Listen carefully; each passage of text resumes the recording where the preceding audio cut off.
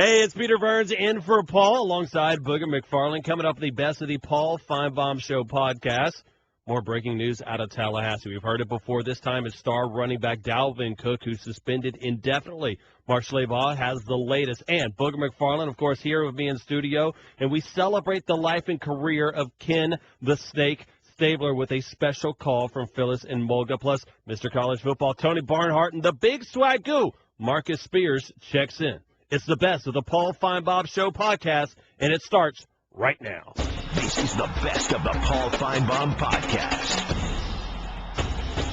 It's like the last day of school for us, Boog, so we can have a good little time, stretch the legs a little bit. You good with that? We okay? I'm great with it, man. Let's just not try to place up because the last 2 days have been, pretty decent. Let's just try not to ruin our work so far. We're 3 under, and we're just hoping to stay over right at even par. We're just hoping not to fire like an 84 and start shanking it all over the map. 3 wood off every tee. Let's shoot to the middle of the green. Let's not go with flags. You know how we do it. We're playing 18 pars, baby, all day long. That's what we'll take.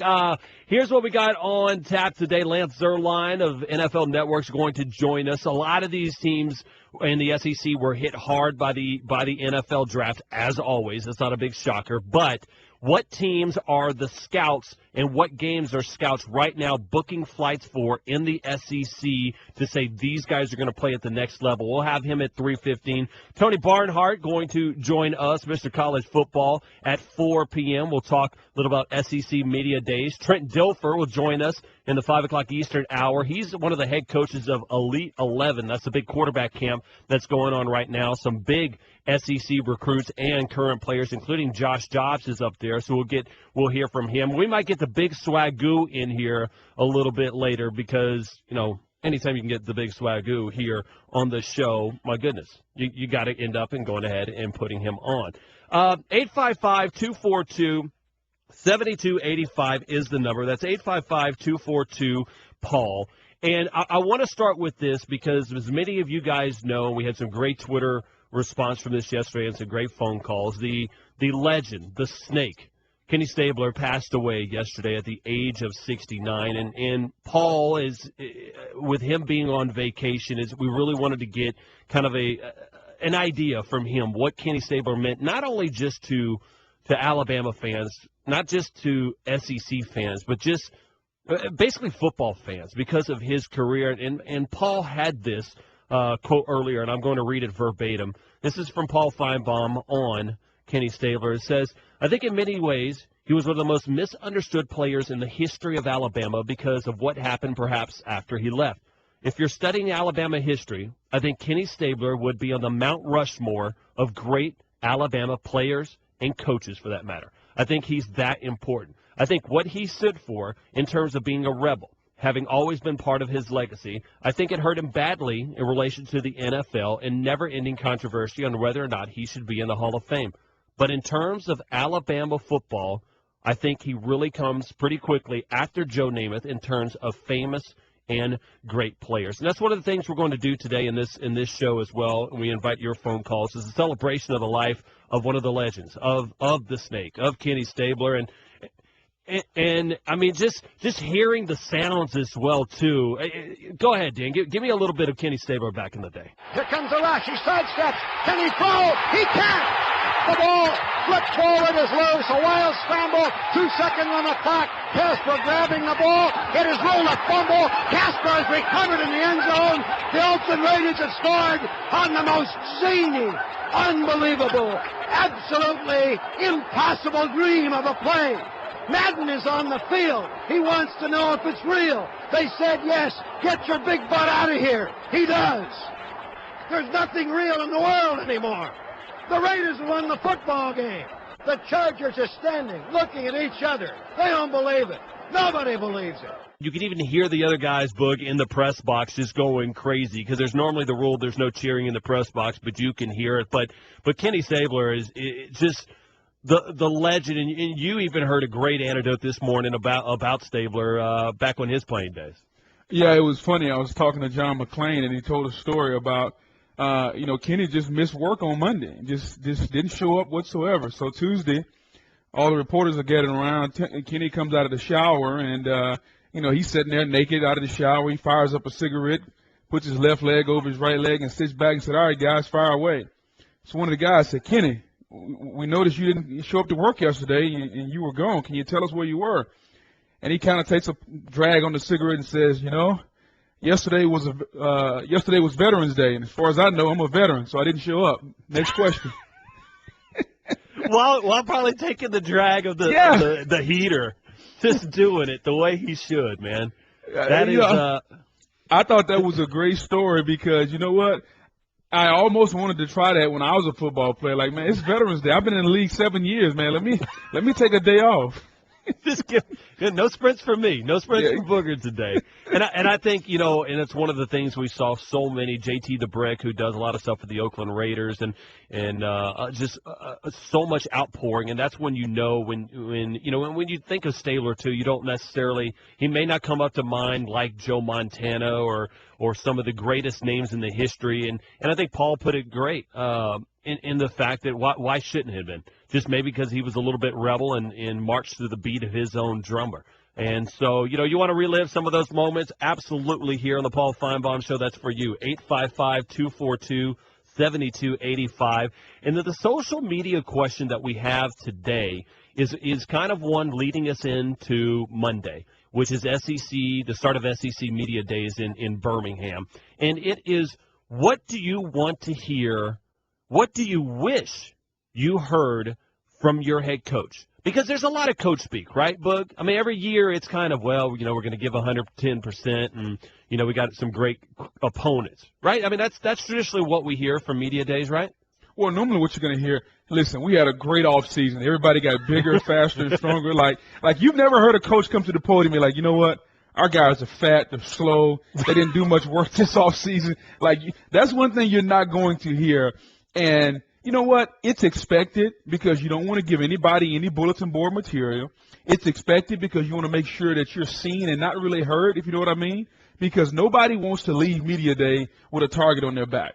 But ultimately for us, as the media side, we get a lot of bland quotes, and so we try to come up with creative ways to get coaches to say something, and It usually never works. Well, and we're going to try. This is and so we asked you guys to hit us up on the Finebaum account or at Peter Burns ESPN or at SEC Booger, hashtag SEC Wish. What do you wish your head coach would say? And I'll start off. This is what I want to hear from Gus Malzahn. Okay, Boog, because he's going on Monday.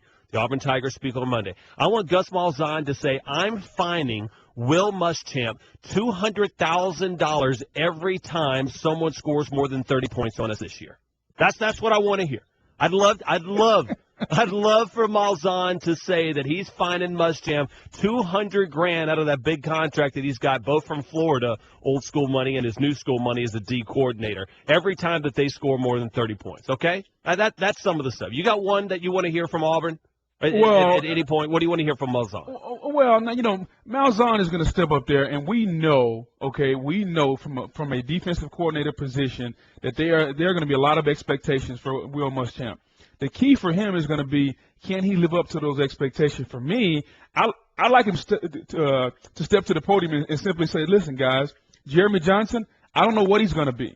I have no idea. So for all you guys out there who say he's the second coming, I have no clue what he's going to be. And to me, that would shock a lot of people because everybody around the country is thinking Jeremy, including myself, is thinking Jeremy Johnson is about to be the second coming of Peyton Manning.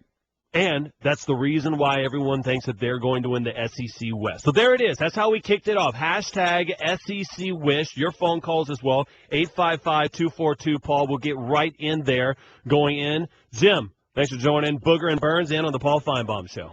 Yeah, man, I'm glad you got me because I'm in a rush to go somewhere, but I wanted to get on with this situation. And I'm going to tell you something. That's why I stay with Paul. Because will you accommodate me and read that again to the audience? What the quote from Paul a while ago? Yeah, quickly, it said, I think in many ways he's one of the most misunderstood players in the history of Bama because of what happened after he left. If you're studying Alabama history, I think Kenny Stabler would be on the Mount Rushmore of great Alabama players and coaches for that matter. I think it's important what he stood for, and being a rebel has always been part of his legacy, and I think it hurt him badly in relationship to the NFL and never-ending controversy on whether or not he should be in the Hall of Fame. But in terms of Alabama football, I think it comes pretty quickly after Joe Namath in terms of famous and great players. And he was speaking of Kenny Stabler. absolutely, Paul nailed it. And I mean he nailed it. That's all I can tell you, man. That's perfect. I mean, that is perfect. I've talked to too many people. That's exactly the truth. Kenny didn't care about what people thought about him. I hope I'm that way. I try to be that way. He didn't worry about it. He played ball, and that's it. He didn't care after he got off the field. He did what he wanted to do. I don't say it's right, but he didn't let the society dictate to him what he did or how he acted or where he went or who he ran with, et cetera, et cetera. He did what he wanted to do. I've been a rebel. My daddy called me a rebel. I don't know if you can sense that in me, but I think Paul can. And I'm not as much like Kenny, because I ain't got the guts probably that Kenny had. But Kenny Stabler, from what I've seen on film, was the best, as good a quarterback as Joe Namath. And you've been hiding somewhere, Peter. If you said something about a while ago, I heard you say, oh, he might not mount up in your mind to who'd you say the other quarterback you mentioned? Well, I'm talking. Now you mentioned the quarterback. Name the quarterback you mentioned a while ago. Joe Montana. When you're talking about in regard, yes, sir. I'm gonna tell you something. Did you hear what Madden said about him? He said, "I'll take Kenny Stabler over anybody right now," and that's what he said about Stabler on the 2-minute drill. That Stabler gave clinics on the 2-minute drill. If you watch those tapes of the old games, like I have, many games I've seen on film, he was a master of the 2-minute drill. I mean, the things he did. But let me give you an example of how famous and popular he was and is with the Oakland people, and people really nationally. You'll see that when this thing's over in regard to the accolades that come in about Kenny Stabler. This is from Tom Hanks. Have you seen his tweet today? I did see it because he I'm trying to think of where the connection was there with Hanks. Well, he's out in California, for one thing. He probably was a fan of Oakland Raiders. Let me read it to you, all right? Go. Tom Hanks said on a tweet last night, "Goodbye, Kenny Stabler, QB for the Oakland Raiders, who showed how cool it was to be cool under pressure. Go deep, baby. Hanks." And I remember now quickly, Jim, before we got to let you go because you're up against the break, but I remember Tom Hanks's character, Forrest Gump, was actually in that time frame of the Kenny Stabler days. So that's exactly or Bear Bryant football too down in Bama. So that was. Let me read you what I returned to him real quick. To Hanks, all right? All right. I said, Forrest Gump was the backup quarterback for Kenny Stabler, and I know that's why you played the role in the movie Forrest Gump, Hanks. Then I said, cool hand Kenny, right on, Hanks. And the fact, I need to say this too, and you do too. I know Paul. I don't know if Paul will or not, but there's many that will. I said, and the fact idiot voters never put Kenny in the Hall of Fame of the NFL and College Football Hall of Fame is the ugliest travesty in college and pro football. I think you said it the right way, my friend. All right, thanks a lot. Y'all doing a good job. Thank you.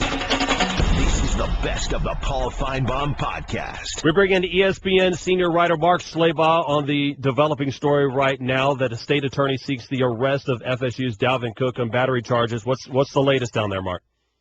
I talked to Willie Meggs, the state attorney in Tallahassee. He told me he's told police to prepare a probable cause warrant for the arrest of Seminoles running back Dalvin Cook, who was accused of punching a 21-year-old woman in the face several times outside of a downtown Tallahassee bar on June 23rd. It occurred about 2 a.m. the night before former FSU quarterback DeAndre Johnson allegedly punched a woman in the face, a different woman in the face at a different bar in Tallahassee. So Cook's going to be charged with misdemeanor assault. And I've got a call. I just talked to FSU Athletic Director Stan Wilcox a little while ago. They weren't aware that a warrant was going to be issued yet. Now, Mark, this is not the first time that Dalvin Cook of FSU down in Tallahassee has gotten in trouble. Is that correct? Nah, he was involved in the BB gun incident last year, and he actually just completed a pretrial diversion program through the state's attorney's office. I think he completed that on June 16th. So he completed that about a week before this last incident. And there was also an allegation that some guys had brandished a handgun out to one of Cook's neighbors, but the neighbor told outside the lines, I believe it was Paula Levine, that she didn't think Cook owned the gun. Now, Mark, the perception around the country is going to be that Jimbo has kind of lost control. If you go back to the Jameis, then you had the DeAndre Johnson situation. Now you have Dalvin Cook. Is Jimbo going to have to answer for this? I think they're going to have to do something to kind of get it under control. I've talked to Willie Meggs several times over the last couple of days. Guys, we've known about this since about Tuesday. I got a tip earlier in the week that there was a separate incident. I talked to the witness. There's a 28-year-old man who was a witness, Justin Rossi. I talked to him earlier in the week, and we decided to wait and see what Meggs did with it. We thought out of fairness that if a warrant wasn't issued for his arrest, that we might not run the story. But, Meggs has told me since the DeAndre Johnson incident, and once he was dismissed from the team, he said he's talked to several administrators at Florida State, and he feels like the new president there, Johnny Thrasher, has had it up to his eyeballs, I think was his quote, in terms of problems with FSU football. So, they've been very defensive the last couple of years about the treatment from the media. But, when the incidents keep happening, at some point you got to look in the mirror and say, what are we doing wrong? Mark Schleybaugh of ESPN.com joining us right now, and you're breaking the story of Dalvin Cook. There is going to be a warrant out for his arrest down in Tallahassee. I'm going to go ahead and read from your story here just a second ago, and it says, quote, this is about, said the woman, I told him that I had a boyfriend and wasn't interested. The woman said the argument became heated, and then Cook punched her in the face several times. Her friend ran to a nearby Tallahassee police car, which wasn't occupied, so the woman called 911. Quote, they kept telling me they were football players, the woman said. They kept telling me to Google them. They told me they were football players and that they could buy me in 2 years.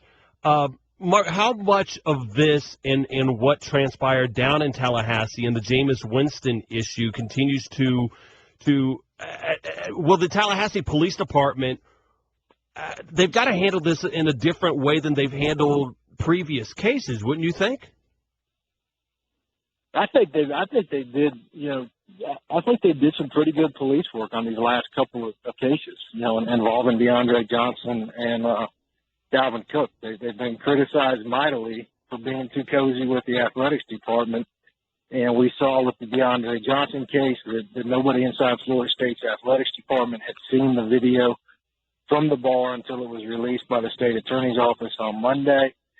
And in this case, I don't think there was – in this case, I know that there was a Tallahassee police officer who went on the Florida State campus to find Dalvin Cook and ask him questions about this alleged incident, and he was able to do that. So, keep in mind on this case, guys, the big difference between this one and the DeAndre Johnson case is there isn't video. This occurred outside of Clyde's and Costello's, which is a popular bar in downtown Tallahassee. There were no cameras outside. I've been told there is no video footage.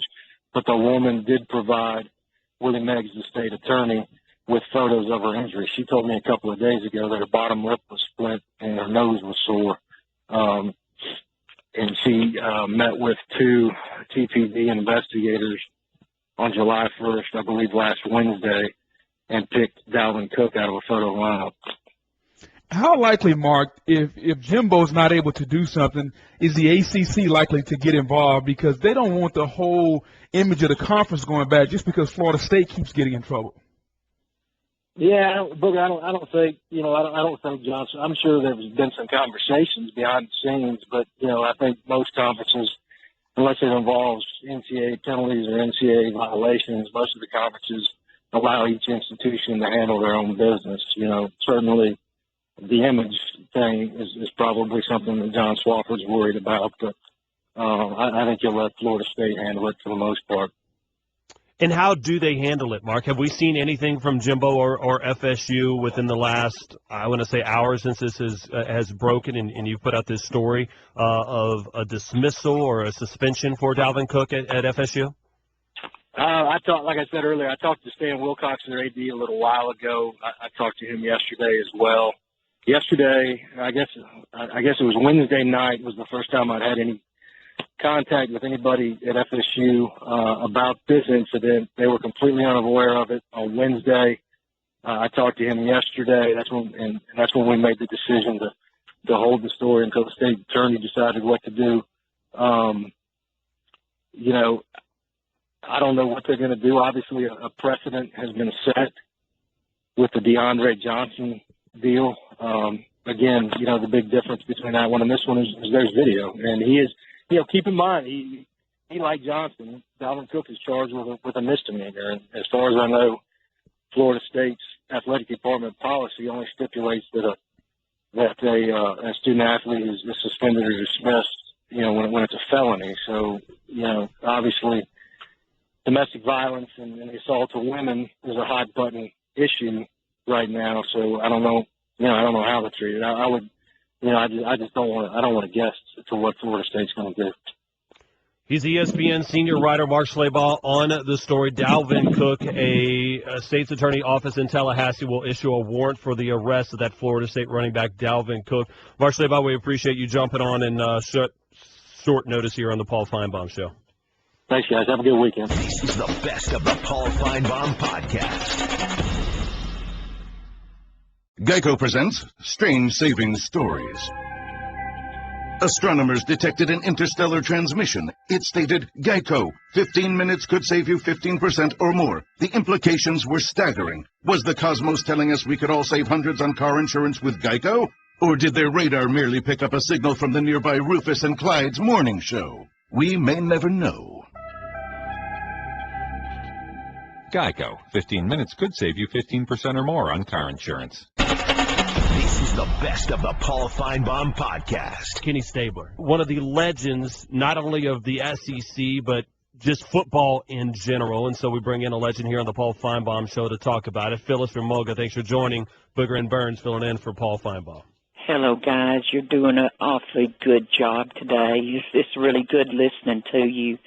I just had to call in. I want to send my condolences to Ken Stabler's family, his friends, and everybody that knew and loved him. I used to watch Ken Stabler. I was a child, but I watched Ken Stabler with my brothers and my daddy, and I remember every bit of the passion he brought to my family. He was such a great player. He was one of the heroes of Alabama football. No one can take that away from him. And how he never got into the Hall of Fame, I will never, ever know or believe it. John Forney was cheated out of that. He died, and then he was put into the Hall of Fame. What's up with that? But getting back to Ken Stabler, he was one of the persons that really started the deepest passion in my family for Alabama football. He and name it. But as far as my family was concerned, it was always Stabler. 3 days ago, I had my Ken Stabler jersey on, and I wore it with pride, and I didn't know this was coming. And I am so sorry because I have respected him. I have loved him all my life. And I watched him on that field. It's not something I can just talk about because I read it in the record book. I watched him play on that field, and he was dynamic. And he was a kind, good, loving man. And he deserves all the accolades in the world. Ken Stabler, rest in peace, my buddy, my friend. You are loved, you are respected, and I promise you, you will never, ever be forgotten. That is a promise. And guys, I appreciate you giving me the time to say that because that was what was in my heart, and I had to say it, and I am really hurt by his passing. And please, for people called him a rebel. People says he did things they didn't like, so that weighed heavy on his fame and his personality. Well, people, throw that first stone. Throw that first stone. He did what he did, and that's between him and his maker, not you. So if you have anything unkind to say about his past, crawl under your porch and grab you a stone and throw it. Thank you so much, guys, for letting me vent. I really do appreciate it. God bless you, and bye-bye. Phyllis, thank you for the phone call. But I think that's one of the things that you and I have gotten, we've always kind of known the passion for SEC fans, but to hear it in Phyllis and to hear just the outpouring, is that Stabler just brought a different, Stabler just meant more to SEC fans than just being a quarterback, right? Well, you have to understand that, football in the South meant a whole lot more than just a sport. It was a whole lot more than just a game.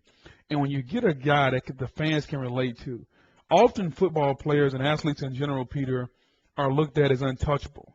I can see you, but I can never relate to you. Mm-hmm. Well, Ken Stabler was a little different. You can relate to him, because you can see him having, going to a party and hanging out and then showing up for practice the next day and getting his work done. Because right. You can relate to that because now I know I can reach out and touch him.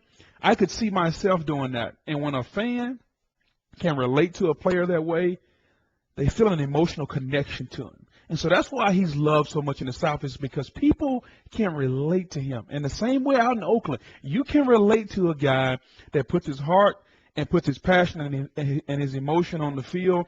And when fans can do that, man, you hear the emotion in Phyllis's voice, and I guarantee you there are thousands that feel that way.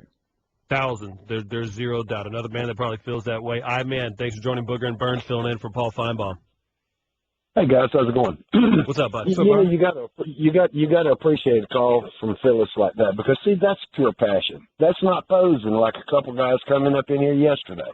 That's passion, and that's not pretending. And you know what? I'm an Auburn fan, always have. But I tell you what, roll damn tide to the memory of Kenny Stabler and his fans, because for about 3.5 hours we're all enemies on a Saturday, but we're all family. And if Kenny Stabler wasn't one of your favorite football players, then you probably don't know football.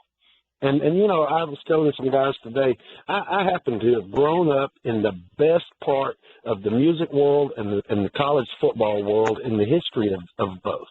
And it's just been an honor to sit back and watch all the innovative things that have taken place in both fields. And this show, here it is. Something blowing up bigger than it's ever been in the history of radio. And no, but that's pure passion, and that's why I can appreciate people like Phyllis, unlike legends and Jim from Tuscaloosa's, and posers like that. They don't really know what they're talking about, but they will take a finger and call a guy a floater. But I didn't sell T-shirts to a bunch of people on the internet and not deliver them. I did not go to a local hamburger joint and say, I'm going to talk about you, and then strong arm the guy, try to get some payment out of the guy because he's doing advertising. I didn't, if I come on here and talk about something, I can get a point across in one phone call, Jim. I don't have to call 3 or 4 times to retaliate because I can't wait till Monday. But guys, you have knocked it out of the fence this week. You two guys have been outstanding. And if there was ever another program to come from the SEC network that's kind of like Paul's show, you guys ought to be hosting it, because you stimulate the callers, you have points, and I think you have good conversation. And you know what? Like I told the senior writer the other day, why would you ask Jimbo Fisher anything anymore? Guys, have a great weekend. Hi, man. We appreciate it, my friend. I mean, it's just I think we're all kind of caught up in that a little emotional part right now, And I mean, and it continues as we continue to have the legends here, Booger and Burns, filling in for Paul Finebaum on the Kenny Stabler passing and all the breaking news, and the big Swagoo himself, one of Paul Finebaum's best friends, the dynamic duo. Swagoo, how you doing today, buddy? What's good, fellas? I turned on SEC Network. I guess they didn't want to put Bug's ugly mug on TV today. I knew that was coming. Hey, and here I am. Hey, it's Swagoo. Here I am. I got all up. I'm in makeup, and we're only doing radio today. I mean, what's going on? Well, TB, you know all about swag, though. I done took you to swag school, and you got to be ready and prepared at all times.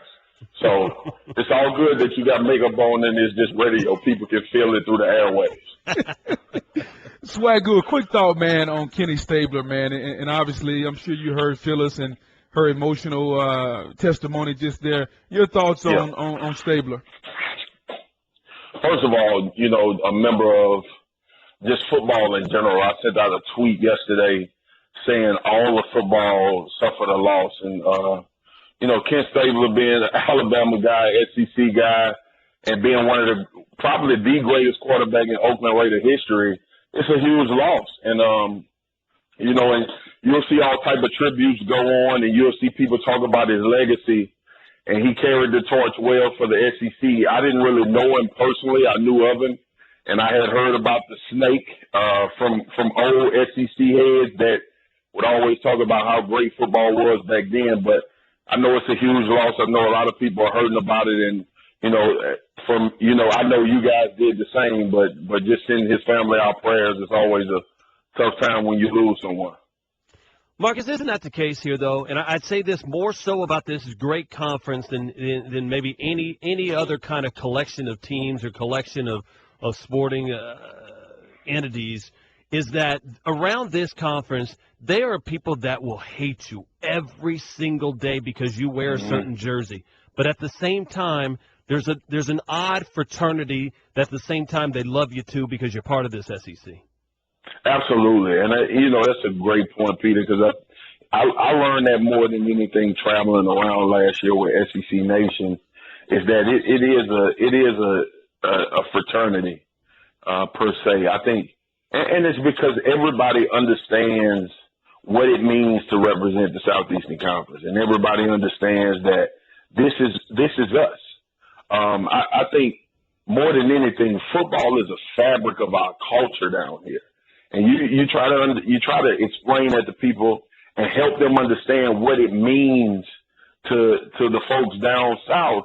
It is a part of living as much as getting up and going to work every day. So it's different. It's a different approach to it. And when you lose players and when you lose some of that history, because Ken Stabler is a part of the tradition of the SEC. And when you lose that, everybody feels it, because he was a representation of everybody that represents the Southeastern Conference in football, and not only in football, but our culture and what we grow up doing as young folks and what we grow up watching as young folks and adults in that part of the region. So, yeah, it's felt by everyone. And I think everybody hurts when things like this happen. And then everybody uses this time to reflect and remember, why this conference is so great. And how many great people have graced these campuses and these universities and these cameras and football fields throughout the Southeastern Conference. Swagoo, I'd be remiss if I didn't ask you. Dalvin Cook, Florida State running back, there's been a warrant issued for his arrest. Basically, there's an accusation that he basically just let the fist go on a woman. And this is the second instance in as many days that Florida State has had. You got a daughter, I have a daughter. How do you feel when you see a guy, especially a young guy, another Florida State guy, that's in this situation? Oh, man, but me and you have these talks right when we not on radio. And for me, you almost get – I'm beginning to be desensitized to it, but I'm beginning to think, look, whenever something like this happens, just strip everything away from them and let them rebuild somewhere else. And let them learn that these actions won't be tolerated. Because, you get to a point where you talk about things and you try to feel your way around it. And I made a comment about the quarterback with the incident earlier this week. And I said, you can look at that film and tell that it was both parties in that situation. But what's wrong with walking away? And the thing about it is, when are these guys going to realize, and boy, we've had this conversation over dinner before, you build your whole life from peewee football to middle school to high school, and these guys have an opportunity to play in college, and a 10-second or a split decision takes all of that away from you. And what they don't realize is no matter how you come back from this situation, that videotape or that allegation or whatever the situation is when it comes full circle, that's always out there for people to judge you by. And, we don't like to judge, but people are judgmental. That's what they do.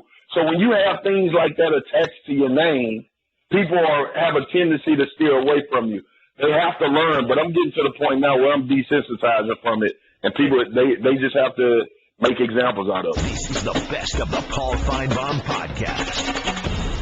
A little bit of breaking news as well as Dalvin Cook, the Florida State running back who had a little brush with the law last year, now has a warrant out for his arrest in an incident stemming from him punching a girl a day prior to the day that DeAndre Johnson was caught on video punching someone in a bar as well. Booger, I mean, first of all, if you're Jimbo, why haven't we seen a dismissal when we saw a dismissal from the DeAndre Johnson thing so quickly after the video came out? Is it as simple as it's not on video, so we don't know? I mean, it's that simple, and we've seen what video does in the Ray Rice case in the NFL. I mean, right. Ray Rice got suspended 2 games. The video comes out. He's suspended pretty much indefinitely. I mean, and with the DeAndre Johnson situation, the video was the first thing we saw. So I think that's why there was an immediate suspension. And, Burns, we can hold Florida State responsible because when they come to my home or any athlete's home and say, hey, Mom, hey, Dad, send your kid to Tallahassee. We're going to take care of him. We're going to raise him. We're going to make sure he becomes a responsible young man. And so when they leave that house and when that young man signs with that university, he has to become the responsibility of Florida State. And for Jimbo Fisher and for his ops department to allow these things to continue to happen, it's enough when the Jameis Winston situation basically takes over the whole season. Then to have the DeAndre Johnson, and right behind it, coupled with it, you have Dalvin Cook. I think Jimbo has to get his troops together and say, guys, do we need to institute a policy where if a guy gets arrested, he's automatically suspended for a game until we find out all the facts? Because you have to put the fear in these young men. For Dalvin Cook or whoever to say, and I quote, I can buy you in 2 years. How do you say that to another human being? Especially a woman. I can buy you in 2 years? Right. This is the quote that we had Mark Slabaugh earlier on the program, here on the Paul Finebaum program, and he has the story. It's up right now. You can read it on the ESPN.com. And the quote that just unbelievably stood out to me is this quote, I told him I had a boyfriend and wasn't interested, said the woman who spoke to ESPN.com on the condition she would not be identified. The woman said the argument became heated, then Cook punched her in the face several times. Her friend ran to a nearby Tallahassee police car, which wasn't occupied, so the woman called 911. Quote, they kept telling me they were football players. Quote, the woman said, they kept telling me to Google them. They told me they were football players and that they could buy me in 2 years. How do you say that to someone, man? I'll buy you in 2 years. Because you know why? Because they saw Jameis Winston, and maybe it's just an FSU issue, but I guarantee it happens across college campuses, not nearly to this amount that's happening at Tallahassee. But you can say you need to behave. We can't have this Jameis Winston stuff happening right now. And like John Hayes had said earlier, producer extraordinaire on Finebaum, what did they learn from Jameis Winston? That you get away with everything from screaming in the halls to whatever else happened. And, oh, by the way, you're the number 1 pick of the draft. I mean, where is the actual punishment come in for these guys? And if you're Jimbo Fisher, I know you're sick and tired of it. The boosters are sick and tired of it, Booger. But at the same time, they look at it and go, well, we're in the ACC. These guys, well, they can't really prove anything. That's 11 wins. That's good enough to get us in the college football playoff. We'll take that $7.5 million that we get from the television dollars. Do we really care what our image is as long as we're winning? Now, let's be fair, okay? Jameis Winston did some stupid things. Jameis Winston never punched or punched a woman several times. And DeAndre Johnson is on video, and Dalvin Cook is about to be arrested for doing the same thing. So even though we're grouping them together, let's not paint a picture like that's what Jameis did. Now, Jameis made some idiotic decisions, and I think if you're Jimbo Fisher, you're going to have to make sure that your football team gets educated on decision-making, because to me that's the root of the problem. Now, are they going to kick Dalvin Cook off the team? If there's no video, I highly doubt that they're going to kick him off the football team, because without Dalvin Cook, they don't make the college football playoff last year. So you got to think that without any video, and this is just my gut feeling, without any video, Dalvin Cook is going to be on the football team, and because it's a misdemeanor based on what Willie Meggs told the ESPN reporter. This is a misdemeanor. And think about this right now. This is happening in Greg Hardy, who was accused of almost kidnapping his girlfriend and beating her and throwing her into a bed of guns, was suspended for 10 games. It's been reduced down to 4 games. You know, a big reason why that? Because there's not video of that. That 4 games is that Greg Hardy, for beating his girlfriend, he's going to get from the NFL is the same amount of games that Tom Brady has right now for having deflated footballs. It's an unbelievable world of punishment we live in. Luckily, we got a man a lot smarter than both of us combined about college football to bring in and make some sense of this. Tony Barnhart, Mr. College Football, joins Booger and Burns right now. Tony, where is the line cross not only with FSU and what Jimbo Fisher's happened in Tallahassee, but college football players getting in trouble yet staying on these teams? Well, guys, the case that you're talking about, and obviously the other case at Florida State, let me tell you what's happening, is that the Ray Rice episode changed the world, all right? I believe that when these cases crop up now, if there is proof, now I'm a big due process guy, all right? But if there is proof, just like the Jonathan Taylor kid who ended up transferring to Alabama, if there is proof that he assaulted any woman in question, I don't see how you can keep him on the team. Now, Booger's got a point that absent video, there may be a problem, but I'm telling you, coaches are going to be held accountable on this stuff, and anybody who hits a woman moving forward is in dangerous territory of losing his football career. Tony, if you're Jimbo, though, don't you kind of got to, kind of sit back and say, man, our image right now is taking a big hit, and is there anything that Jimbo can do, sans kicking him off the team, that's going to kind of, stable the waters here? Booger, I really don't think so. I think the only, as the great John Wooden said, the one thing the coach controls is who plays. And the one thing the coach controls is the football career of these guys. And I just believe that has to be the ultimate price. The guys have to know that if I hit a woman, if I'm on tape, it's a no-brainer. If there is no tape, but there is a lot of evidence and eyewitness accounts of this, and I just think that has got to be the way you move forward. Is for these guys have got to know that if you hit a woman, you are probably, not always, but probably going to lose your football career. And rightfully so. You should lose a whole heck of a lot more like that if you're going to be a coward like that. Tony Barnhart joining Booger and Burns right here in for Paul Finebaum. Tony, we've had an outpouring from all kinds of SEC fans here on this program and across social media on the passing of Kenny Stabler. And, you knowing the history of the SEC so well, what did Kenny Stabler mean to you in college football? Well, I was lucky in that I got to meet Kenny Stabler. He played a little bit before I started following it at Alabama, but I got to know Kenny at some of these golf functions I went to, and just, an incredible personality, an incredible wit. He was also an incredible football player. We know that. But, he had his problems. He had his problems with alcohol. I think everybody understands that. But he was so kind and so complimentary at the times that I met him. And the times that I had the chance to spend some time with him were really special. And it's the passing of an era, and it makes me sad. Tony, when you look at how he played the game, and we all know some of the legendary stories, do you think that made him more synonymous with football in the South and football in Alabama?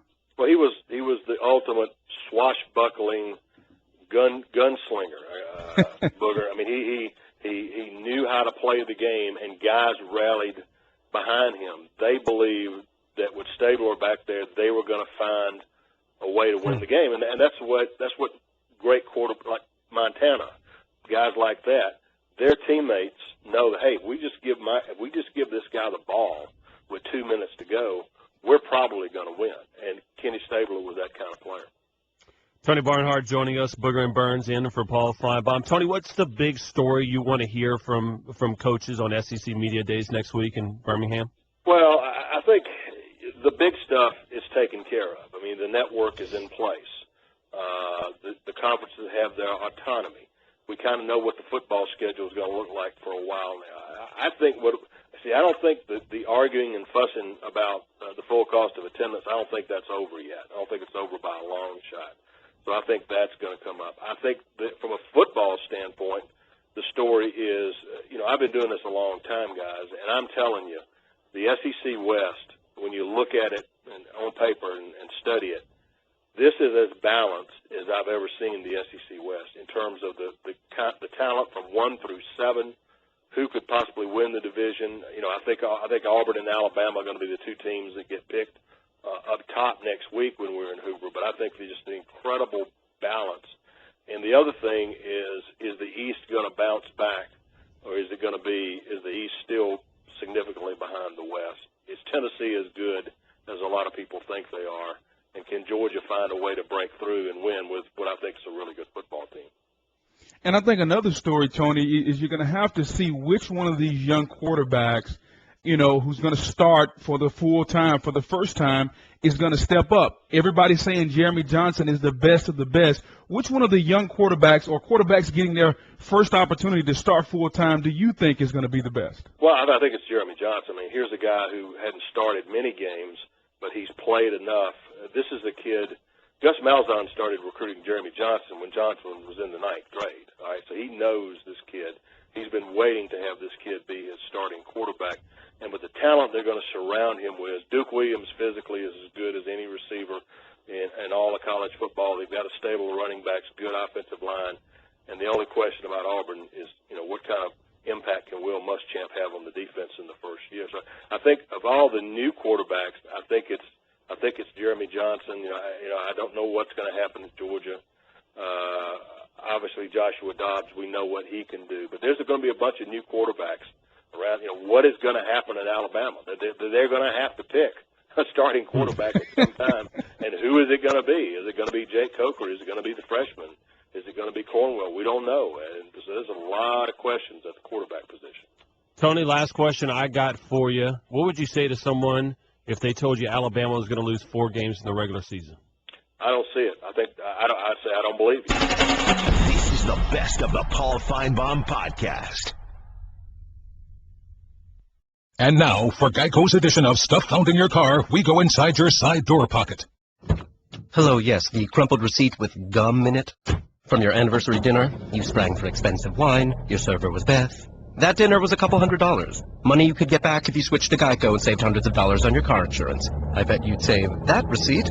Frame it even. But really, where did I go wrong? Was it the corkage fee? Geico. 15 minutes could save you 15% or more on car insurance. Visit geico.com today. This is the best of the Paul Finebaum podcast. Earlier, Mark Slabaugh from ESPN senior writer had the story that Dalvin Cook, the Florida State running back, what Booger you called maybe the savior of Florida State's program last year when Winston was having his issues and saved that team, has been there's a warrant out for his arrest because of an altercation or he got of allegedly hitting a female the night before DeAndre Johnson was caught on video hitting a young lady in a bar. Now it has come out, and it is official, that Florida State announces that Dalvin Cook has been indefinitely suspended from the team. And, Boog, if I'm not mistaken, that comes on the heels of DeAndre Johnson being dismissed from the Florida State program, correct?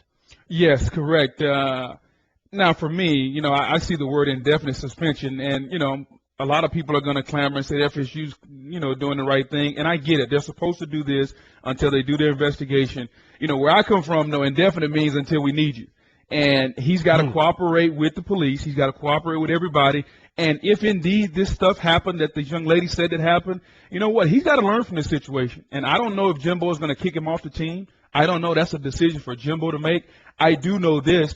Absent of video, I don't think there's going to be the uproar like we saw in the DeAndre Johnson situation. Video changes things. We're only human. We're visual people. When you see things happen, we're going to get more emotional about it. I just think the bigger picture, regardless of what happens, whether the video surfaces or whatever, I think it's important for Jimbo to figure out how he can get these young men to discipline themselves away from the team. Peter, when I played, the locker room kind of took care of itself. Okay, if you're going to go out and have fun, you was always with a group of guys, and they kind of made sure nobody kind of got too wild.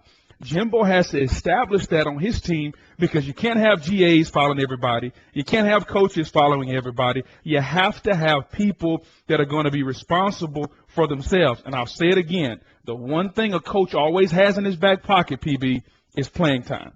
Book, did you ever have a teammate hit a female? Whether it be at the bar, they've been drinking at 4 a.m. or coming out of a club or a spouse or a girlfriend. In your playing days, in all your locker rooms, you don't have to name a name, but did that ever happen? And if so, how did the team respond? Well, I've seen, and I'm not going to name any names, I've seen players push females. I've never seen anybody with a closed fist just, do what DeAndre Johnson did. I've never seen that.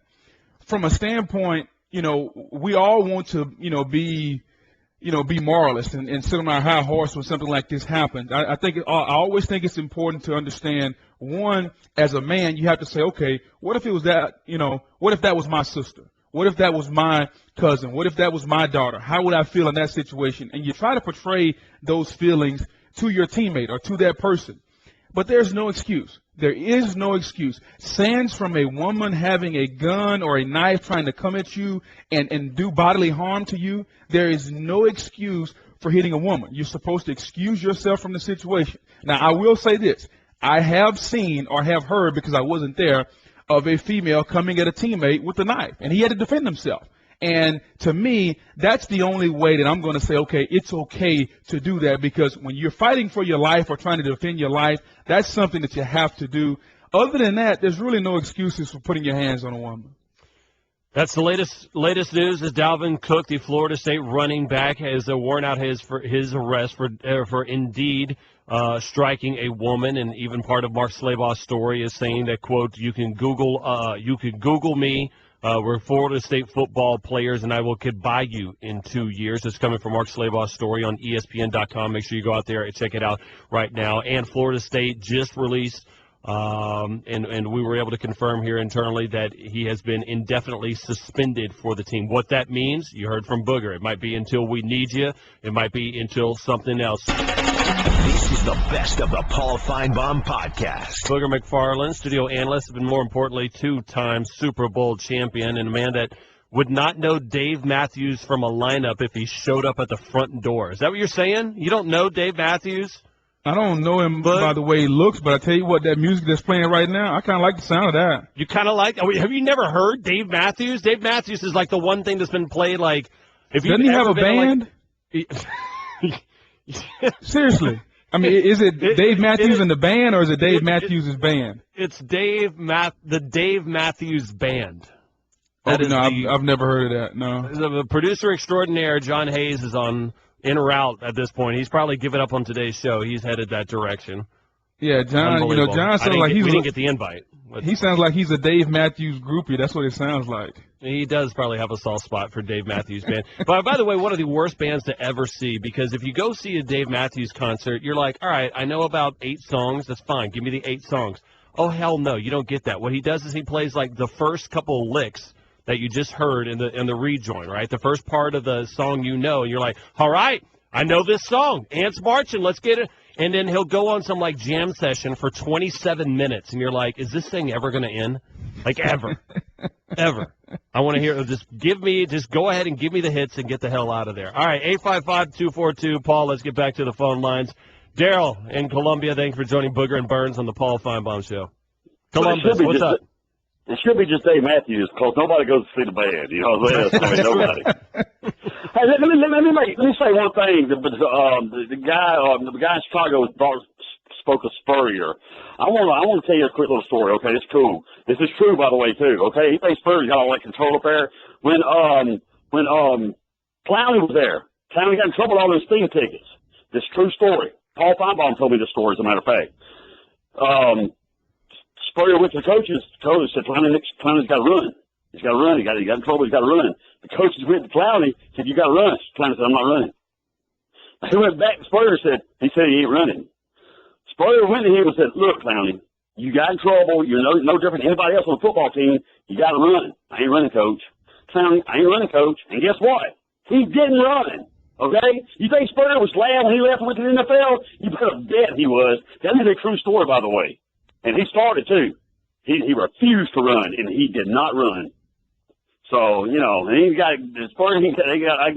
all the control that guy was saying. Also, real quick, as far as students getting in trouble and stuff like that in the bars, I mean, how many college kids do you think got in trouble last weekend in bars? I would say probably a good bit. Okay, but it's the only ones you ever hear about the football players. Okay, so it's kind of a double-edged sword as far as they get away with this, they get away with that. Well, they're also in the spotlight. So, they go out there and get in trouble. You just go make newspapers. All these other kids go out and get a fight or whatever underage drinking. You never hear about it. So, it's both ways. It's not hard to get a fake ID card this day and time. The more important thing I want to hear from you, though, is how is your Bulldogs going to do? What are you claiming that the Bulldogs are going to do this year? Well, I think our defense is going to be better. Even better than it was last year. We got 4 of the 5 offensive linemen returning. You saw how we ran the ball last year. We just lined up and then just ran it with Chubb. I think you know what kind of back Chubb is. If he'd have started all the games last year, he would have broken. Easily, he would have broken Herschel Walker's record and been the all-time single-season rushing yards in the SEC. And think about all the great running backs that have been in the SEC. Chubb would have broke that record. There's no doubt about that. He was only is there any doubt that Georgia beats Florida this year? But you can go and put Mark and Debbie on the calendar for that one. we will, we will. There will not be a letdown like it was last year at Florida. Florida got lucky last year. We have owned Florida.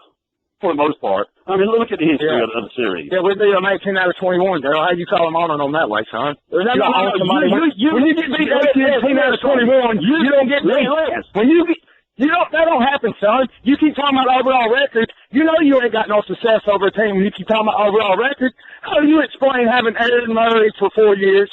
You had Matthew Stafford the 3 years before that, and you still didn't win an SEC championship. Florida's won 2 national championships since that.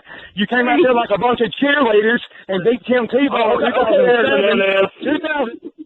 You were preseason number 1. We were still on you. Overall, explain this to me, Lance. Why did Urban Meyer and Steve Spurrier, two of your greatest successful coaches in the history of that program, why did they leave? Just utterly leave. Why did they leave? Why did they leave? Because they got national championships, Dale. The job was done. Unlike Mark Richt, who can't get the job done, son. Go back and look at the tape from last year. If you couldn't stop, run left, run right, how is Jeremy Pruitt going to stop Jim McElwain in his creativity? You hate on Mark Richt because you want him gone. You want Mark Richt gone because you know how good of a damn coach he is, okay? That is a fact, and you know it. I mean, if you take away the years of Spurrier with that Georgia, all Florida, big time. So it wasn't Florida. It's Spurrier. Because Spurrier was strong and knowing. You beat Muschamp three times in a row. That's the only time you beat him 2 times in a row since '87, Darryl. Get a life, son. I know the stats. Quit making it up. Lance, you said to Paul the other day, you said I'm always right. You remember saying that? You told Paul that. You said I'm always right. You remember right? Ain't that what you said? You're a Duke fan. Explain to me how a 3-time felon is always right, Lance. A 3-time felon ain't got nothing to do with it, son. That's when I was a teenager. Come on, man. Keep it real. We're talking about football. Tim Tebow's the best player in the robbery. Steve Spurrier's the best coach. Vince Dooley couldn't tie Steve Spurrier's shoes. He couldn't brush over Myers' teeth. Why don't you get a job, man? NFL. What do you think? The guy that couldn't make it in the NFL is the greatest college football player ever, right? Tim Tebow, right? Excuse me? You're the guy that can't play football. Okay, all right. I'm done. That escalated awfully quickly, Booger. Booger, why'd you have to start something? I didn't start anything, man. I just sit back and listen, man. But you know what that is? That's passion, man. Okay? And right now... Is that passion? Well, listen. I don't know anything about some of the stuff that they talked about from yonder years, but I tell you what. Georgia right now, if I'm Florida, I might be quiet just a little bit if I'm Florida right now. I might be, and I understand what happened last year. But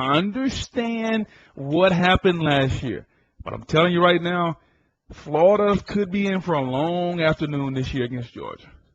Well, in the words of one of the greatest anchormen of all time. That escalated quickly. I mean, that really got out of hand fast. Thank you for listening to the best of the Paul Finebaum podcast. Tune into the Paul Finebaum Show every day from 3 to 7 Eastern on the SEC Network or on the ESPN radio app.